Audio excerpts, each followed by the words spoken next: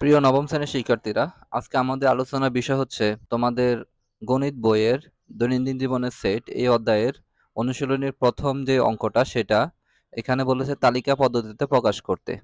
তো এখানে আমাদের তিনটা অঙ্ক আছে। এই তিনটা অঙ্ক হচ্ছে সেট গঠন পদ্ধতিতে আমাদের দেওয়া আছে। আমরা এই অঙ্কগুলো আজকে তালিকা পদ্ধতিতে প্রকাশ করা শিখব। এই চ্যানেলে তোমাদের সকল বিষয়ের সমাধান প্রতিদিন আপলোড করা হয়, সেজন্য তোমরা অবশ্যই চ্যানেলটি সাবস্ক্রাইব করবে এবং তোমাদের বন্ধুদের সাথে আমাদের ভিডিওগুলো শেয়ার করবে। তো কথা না বাড়িয়ে চলো ভিডিওটি শুরু করা যাক। তো দেখো, প্রথম অঙ্কটা এখানে বলেছে তালিকা পদ্ধতি প্রকাশ করো এবং অঙ্কটা ছিল a is equal to x belongs to n এবং x এর মান -3 থেকে বড় এবং 5 এর ছোট এবং 5 এর সমান। তো আমাদের এই ধরনের অঙ্ক সমাধানের ক্ষেত্রে আমাদের দুইটা বিষয় দেখতে হবে। প্রথমে দেখতে হবে এক্স এর সেটটা কোন ধরনের সেট এবং এক্স এর রেঞ্জটা কতটুকু। সে এই দুইটা জিনিস দেখে আমরা অঙ্কটা করব। তো এখানে এক্স বিলংস টু এন কথাটার মানে হচ্ছে এক্স ন্যাচারাল নাম্বার অর্থাৎ স্বাভাবিক সংখ্যা। তো স্বাভাবিক সংখ্যার সেট কিরকম হয়? সাধারণত 1, 2, 3 এভাবে এগুলো হচ্ছে যে সব হচ্ছে যে স্বাভাবিক সংখ্যার সেট। তো দেখো, আমরা অঙ্কটা সমাধান করছি। তো দেখো, n এর মান কিরকম হইতে পারে? 1, 2, 3, 4 এরকম ভাবে আমরা n এর মান ধরতে পারি। তারপর লক্ষ্য করো, -3 থেকে বড় সংখ্যাগুলো কি কি? দেখো, -3 থেকে বড় সংখ্যাগুলো কেমন হয়? ধরো একটা যদি সংখ্যা রেখা আমরা চিন্তা করি, এই সংখ্যার যদি হয় এই পাশে যদি শূন্য হয় আর এই পাশে যদি হয় মাইনাস সংখ্যাগুলো, ধরো -1, -2, -3 এভাবে যদি সংখ্যাগুলো এদিকে হয়, আর ধনাত্মক সংখ্যাগুলো যদি এদিকে হয়, তাহলে -3 থেকে বড় সংখ্যাগুলো কোন দিকে হবে? অবশ্যই এই দিকে হবে, রাইট? সংখ্যা রেখার। তাহলে -2, -1, 0, 1, 2, 3 এভাবে সামনের দিকে বাড়বে। তাহলে -3 থেকে বড় সংখ্যাগুলো কিরকম? -2, -1, 0, 1, 2, 3 ইত্যাদি ডট ডট ডট। এরপরে লক্ষ্য করো, 5 এর সমান এবং ছোট সংখ্যাগুলো হলো 5, 4, 3, 2, 0 এবং মাইনাসের দিকে আমরা আরো বাড়তে থাকবো। তাহলে এইগুলো হচ্ছে যে 5 এর ছোট। অর্থাৎ এই শর্ত পূরণ করে এবং এরকম সংখ্যা কোনগুলা? এই যে এগুলো, রাইট? -3 থেকে বড় সংখ্যাগুলো হচ্ছে যে -2, -1, 0, 1, 2, 3, 4, 5 আর 5 থেকে ছোট এবং 5 এর সমান সংখ্যাগুলো হচ্ছে যে এগুলোর মধ্যে পড়ে। তাহলে আমাদের অ্যান্সার হচ্ছে যে এটা -2, -1, 0, 1, 2, 3, 4, 5 এগুলা। এরপর খেয়াল করো, আমাদের যে পরবর্তী অঙ্কটা সেটা হচ্ছে যে এক্স বিলংস টু জেড।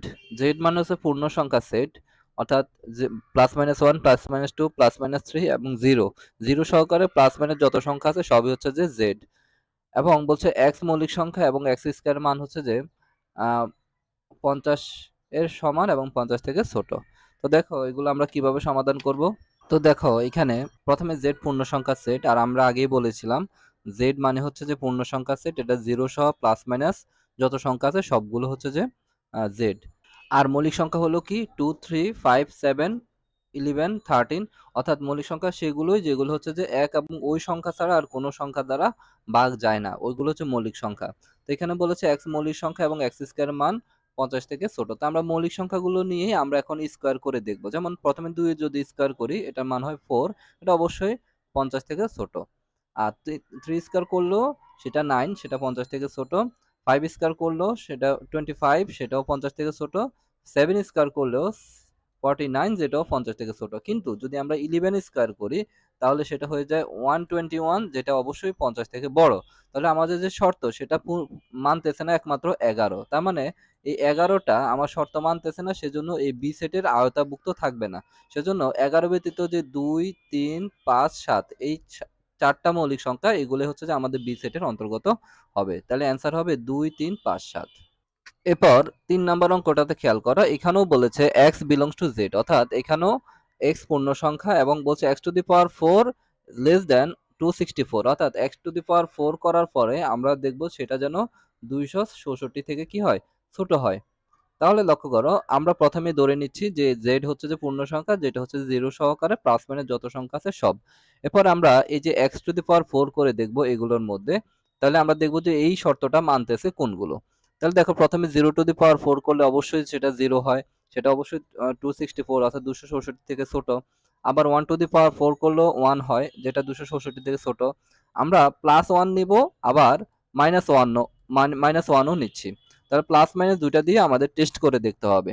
তাহলে -1^4 হলে 1 হয়। এখানে আরেকটা কথা, অনেকের মনে প্রশ্ন আসতে পারে, স্যার এখানে কেন আমাদের এই যে মাইনাস সংখ্যাটা সামনে বসলো না? তো আমরা জানি কোনো কিছু পাওয়ার যদি হয় হয় যদি জোড় সংখ্যা, তো এটার ভিতরে যদি মাইনাস সংখ্যাও থাকে তাহলে কিন্তু আমাদের সেই সংখ্যাটার মান প্লাস হয়ে যায়। এটা আমরা সবাই জানি।